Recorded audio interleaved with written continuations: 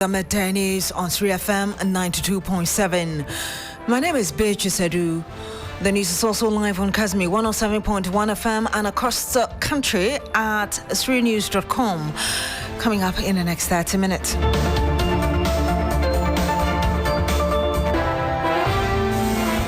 Ghana Maritime Authority launches widespread enforcement campaign across Volta Lake after Saturday's boat accident claimed 15 lives.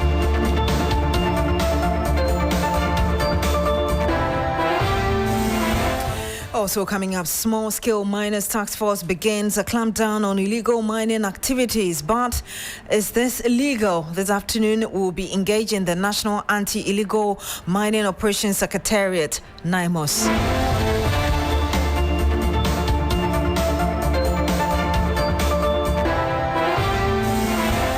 And much later on the program, Organised Labour Begins 2026 base pay negotiations as the government faces pressure to conclude talks ahead of 2026 budget presentation.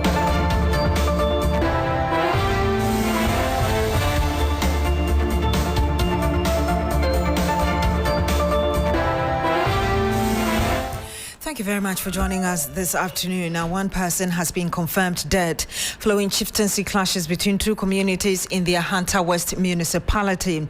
A gentleman who accompanied the chief of Butre to another community known as Asemko was butchered to death, sparking reprisal attacks from residents of Butre. They went to burn down structures at Asemko, leaving residents displaced. Following this, the Member of Parliament, Mavis Kuku has visited the town and called for peace and end to chieftaincy dispute. She says it is high time that the Ahanta West constituency was positioned to attract investment. Let's speak to Christian Yale, who's been following this development. Chris, what more can you tell us? Hello, Christian Yale, can you hear me? Yes, I can hear you, Beatrice. Yes, what more can you tell us regarding this developing issue? What we know is that when you get to the Ahanta West constituency, it is one that has had a long-standing history about chieftaincy dispute and controversy. So when you even talk about the overlord of the Ahanta Kingdom, Otumfo Bedibonso, the head was chopped off by the Dutch during the colonial days and has not been buried yet. It is all around chieftaincy issues. Over the past week, a story broke about how one chief from one community known as Butre and the family members were going to visit another, a team of the other family in the other town, which is Asemko. And once they arrived in Asemko, one gentleman who was accompanying the chief from the other town, which is Butre, was butchered to death. And so once the news reached the residents of Butre that their chief has been attacked, they also organized themselves and that resulted in some reprisals in the Asemko community. As we speak right now, Beatrice, when you get to that community, it is actually turned into a ghost town because all activities in the Asemko community in the Ahanta West municipality have been halted as a result of that. You see that the chief's palace in that small community as well as other structures in the community have all been burnt down, which prompted the need for the Member of Parliament, maybe Kuku, to visit the community to gain first-hand information and also to encourage the chiefs and the traditional leaders to be united to fight for a common cause for the development of the Ahanta West municipality and their communities as well. What more can you tell us about this latest, incident beyond what you just said?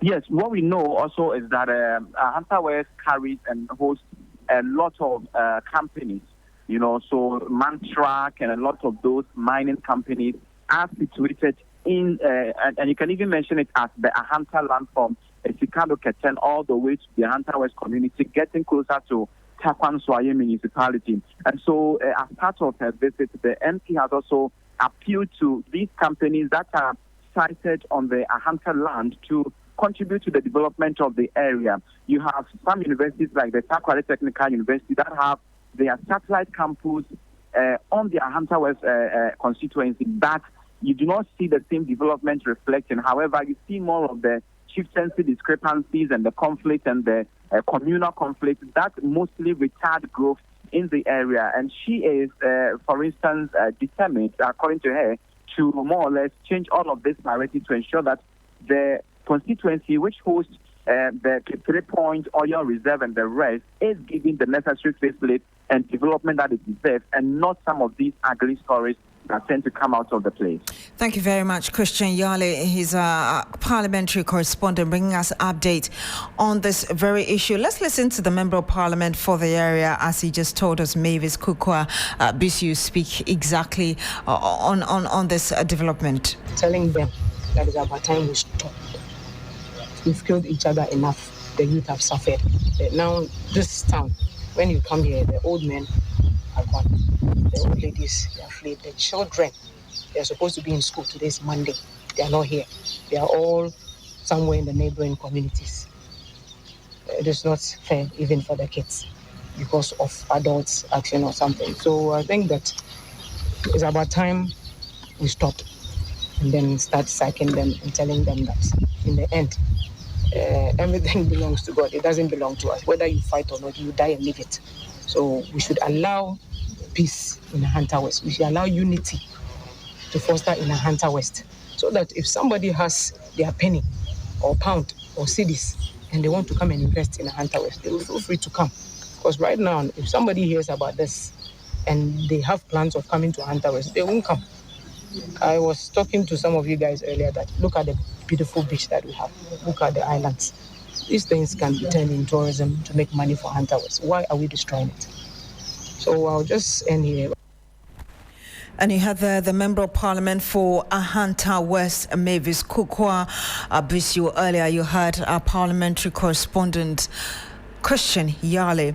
Investigations have commenced into Saturday's tragic boat accident on the Volta Lake, which claimed the lives of 15 people, including 11 children. Preliminary findings by the Ghana Maritime Authority indicate that the vessel was grossly overloaded, far exceeding its safe operational capacity.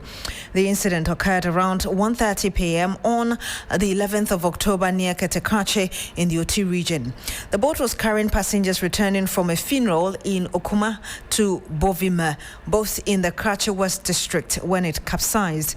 The Maritime Authority said a specialized team comprising maritime safety inspectors and Navy task force personnel from Dambai has been deployed to the scene.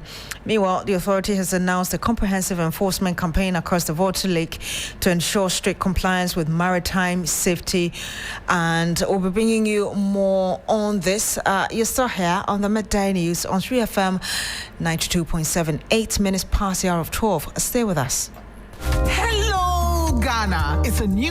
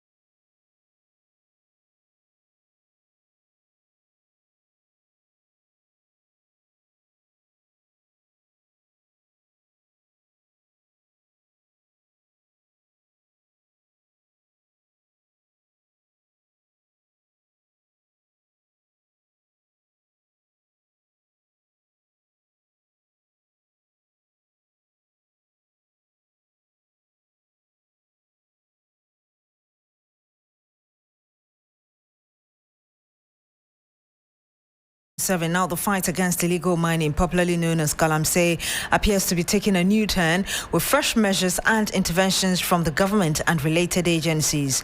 Minister for Lands and Natural Resources Emmanuel Amakofiboa says a new legislative instrument has been prepared to replace the existing LI 2462.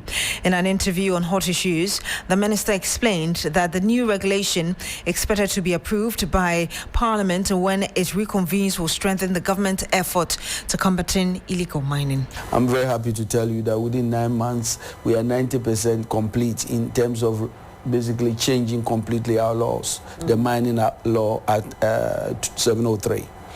We've traveled, learned the bread of the country, engaged the stakeholders, and fundamental changes that allow us first to empower our chiefs and to hold them responsible. by law is going to be in place in the new proposals that we have. We are also going to try to make sure we change the system. It's not only large-scale companies who should be held responsible when they fail to do reclamation. Small-scale mining companies must also be held responsible by making sure they put up a bond. And you heard the Lands and Natural Resources Minister Emmanuel Ama Kofi Boa speaking on hot issues. Meanwhile, the Vice President, Professor Nana Jane Opoku-Agyeman, has reaffirmed the government's determination to end illegal mining. She says that new measures are being introduced to ban mining in forest reserves and river bodies. The Vice President made the remarks when she met with the Ghanaian community in Belgium. We are working towards banning mining in water bodies. We've been mining gold forever. How come all of a sudden all our waters were polluted? The water sources are normally in our reserve portions. And that's the reason why those areas are reserved forests. Now, when you give that to some who can even will it to his family, you all know what I'm talking about. So it becomes a family property. A bill is being prepared to reverse what we saw and to ensure that the people are moved out of these areas. And you had the Vice President, Professor Nana Jane Opoku-Agyeman. In recent days, the National Anti-Illegal Mining Operations Secretariat, NIMOS, the government's main task force against GALAMSEY, has intensified its activities, raiding illegal mining sites, arresting suspects and seizing equipment. Despite the government's directive for other stakeholders to halt operations, the National Concerned Small-Scale Miners Association of Ghana, which also runs an anti-GALAMSEY task force, launched an operation over the weekend at the Nyame Domso camp near Mankraso in the Ahafua southwest district of the Ashanti region. The operation aimed at clamping down on illegal mining activities along the river Mankram forms part of the group's ongoing efforts to promote responsible and legal small-scale mining while supporting the government's nationwide campaign to protect water bodies. Philip Bauer, a member of the task force committee, accused some elders of the Nyame Domso community of shielding illegal miners for personal gain. Ghana, there is nowhere in Ghana that you can go and perform any activity on a river body close to the town without speaking to the people in the village for some kind of rituals. So therefore, so far as activities are being undertaken here, they are in the known, and we can say that they are involved, for which reason they are not taking any action. So they are complicit. We have warned them. We are not going to massage the issues. We are saying it as it is. We have warned them that they are perpetuating the actions we have seen. As we can see, this is the river in Mankind. It joins the river Ofin at a point. So when the pollution is caused here, it affects Ofin, and Ofin goes to Pra and to the sea. So we have to start from where the actions are, and one of the places is where we started the operations today. Now, having observed this, we have issued a strong warning to them, and I'm repeating it here, that on our return, if we see any such action on this river, Mankind, the community leaders are going to be held responsible, because they are responsible for the people staying here. They are harboring them, so they are abetting the activities. And you have Philip Barr. He is a member of the National National Concerned Small Scale Miners Association of Ghana, the task force as well. Now, let's speak to the Michael Pepra, who is the president of the National Concerned Small Scale Miners Association. Just stay with us.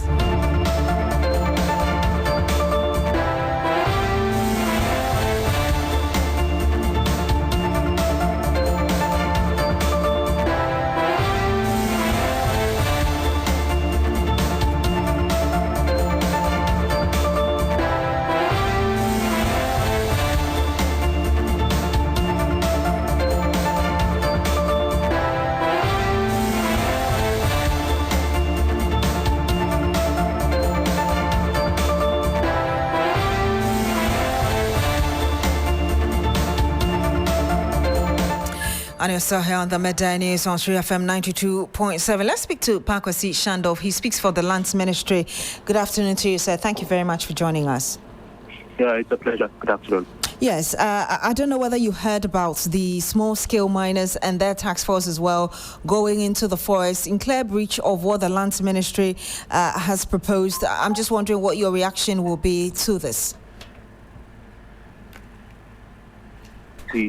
I mean, the National Small Scale Miners Association is a private outfit, and what they do basically is to aggregate the concerns of their members. It is happened recently that we heard that they too had developed a task force that is supposed to, under the circumstances, be, as it were, like a peer review mechanisms to ensure that their members do what is right. We have reached out to them. We are in conversation with them on how to harmonize that initiative with the existing structure that the ministry has already outdoored. In terms of substance, their intent is good. Their intent is commendable. It's extremely laudable.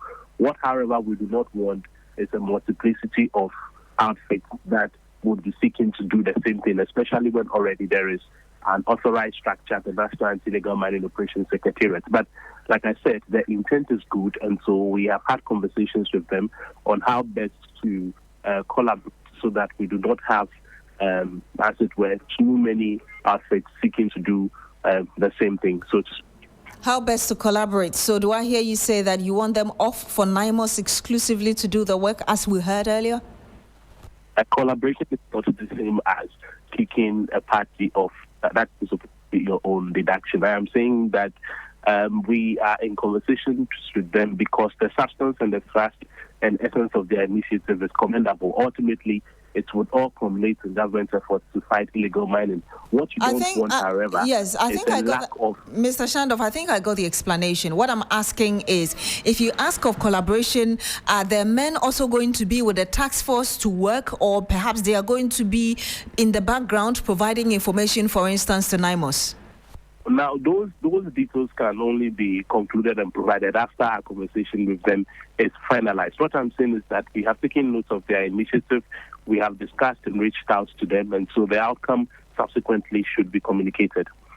Thank you very much, and you had that Pakwasi Shandov. He speaks for the Ministry of Lands and Natural Resources.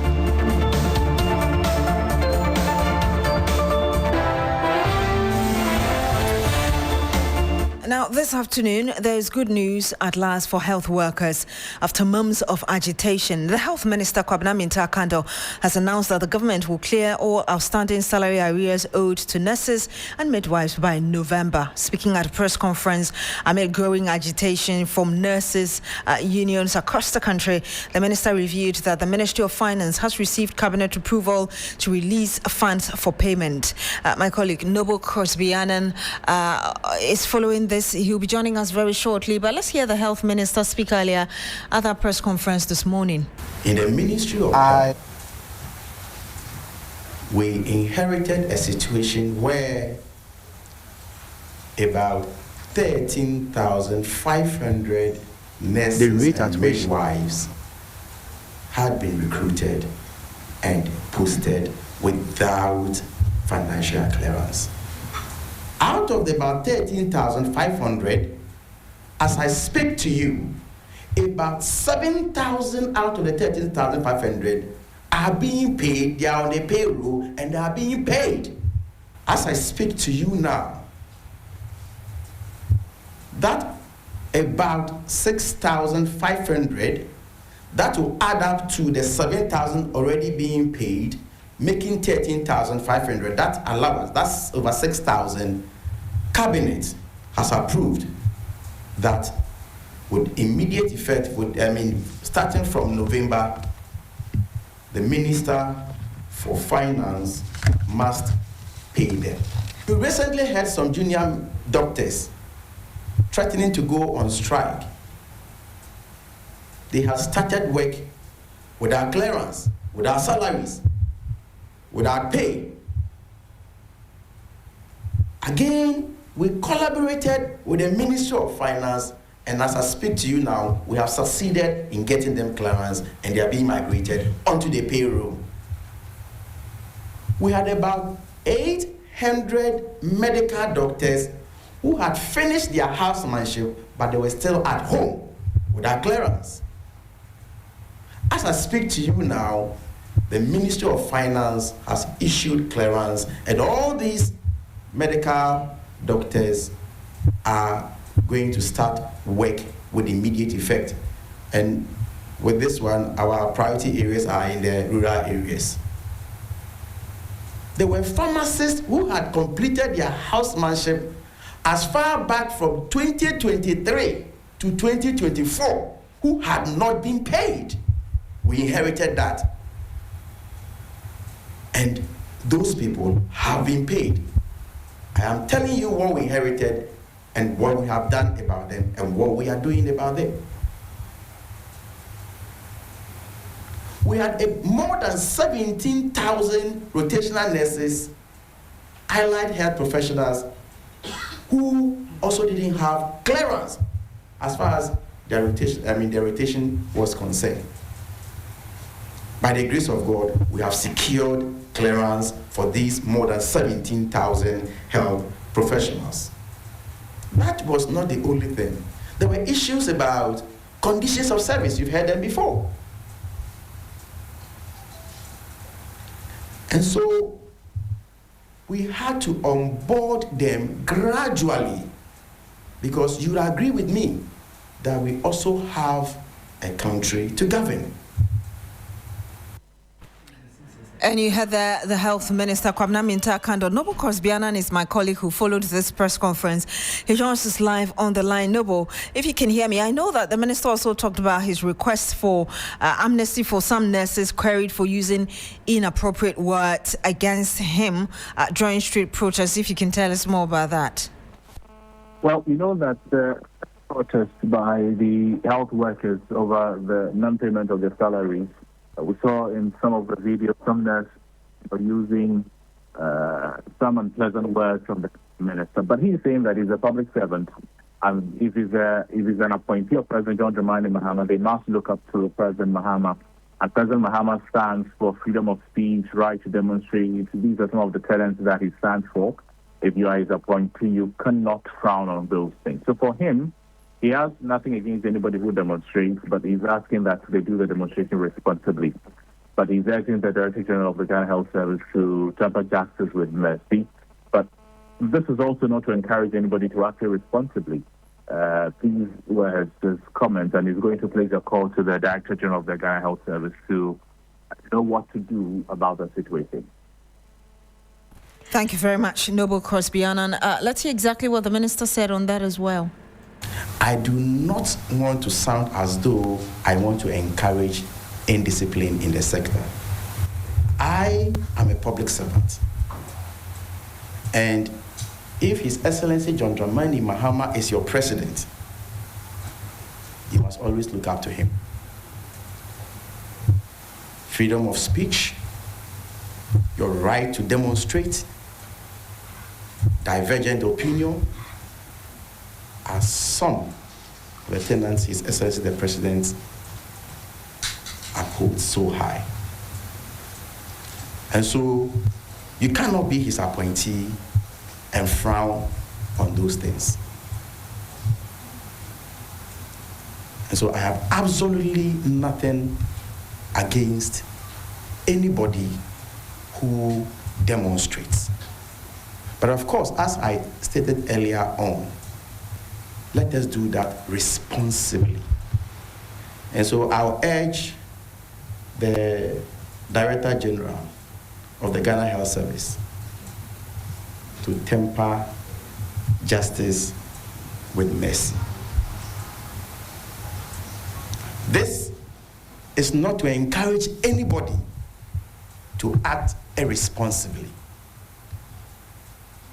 But I think that this should not engage our attention. I will engage the Director General on phone and then try to appeal to him to. That doesn't stop any measures they are taking with respect to other things or any disciplinary actions they are taking in the sector or what have you. But I do not want it to be said that as though somebody openly expressed his or her opinion and she's being gagged And I heard that the Health Minister, Kwabena Minta Akando. Applicants for this year's National Service are racing against time to complete their registration processes following the reopening of portals by the National Service Authority last week. Payments to personnel and registration of new applicants hit a snag after investigations revealed that the previous system had been used to pile up ghost names to defraud the state. With the deadline fast approaching, many applicants are struggling to complete the gazetting of their documents for the service year, a situation that has forced the creation of emergency centers in some areas across the country. The NSA says it is collaborating with the Ghana Publishing Company to facilitate the exercise as concerns continue to mount. Let's get some answers from the agencies on the process of this intervention so far.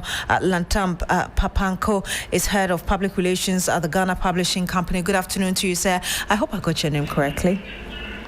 Yeah, good afternoon, Beatrice. I'm doing well. Yes. Now, service personnel have raised concerns about the limited time available to go through the processes of correction and gazetting. How is your entity responding to these concerns? Right. So we've decided to try and make the process very easy for national service personnel who have issues with correction of their names and correction of their dates of birth.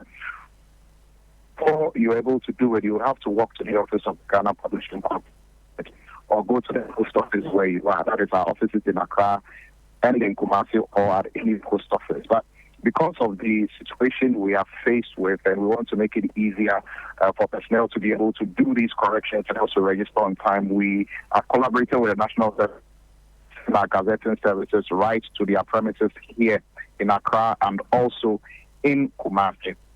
So what we have done is that now if you need to do a name change or to correct your date of birth to get your documents in order to register, you don't have to travel all the way to the Ghana to get your gazette done. You can just get your details there, get your gazette done there so that the processes can be seamless and easy for you. Because ordinarily, if you come, it will take you through. Hello, sir. If you can reposition. I'm sorry to interrupt, sir, but your line is breaking. If you kindly reposition yourself so we're able to hear you clearly. Right. Is it better now, Beatrice? Yes, please. Go ahead, sir. Right. What I was saying is that ordinarily, if you wanted to get a gazette, it will take you about 3 weeks to get it. That is if you paid for a regular gazette.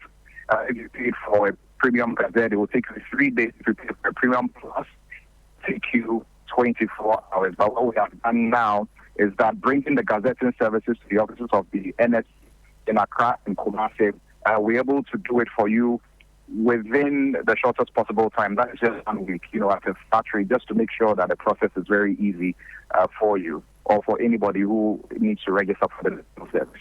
But how would you describe this system that you've put in place going smoothly?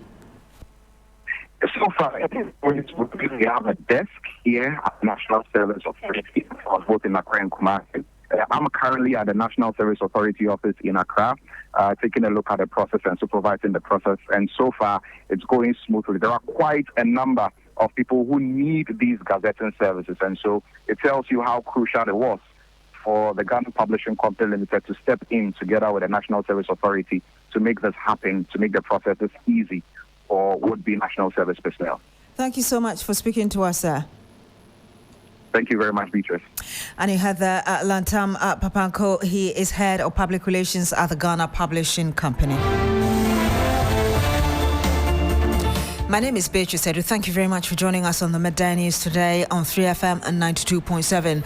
Log on to 3news.com for more news.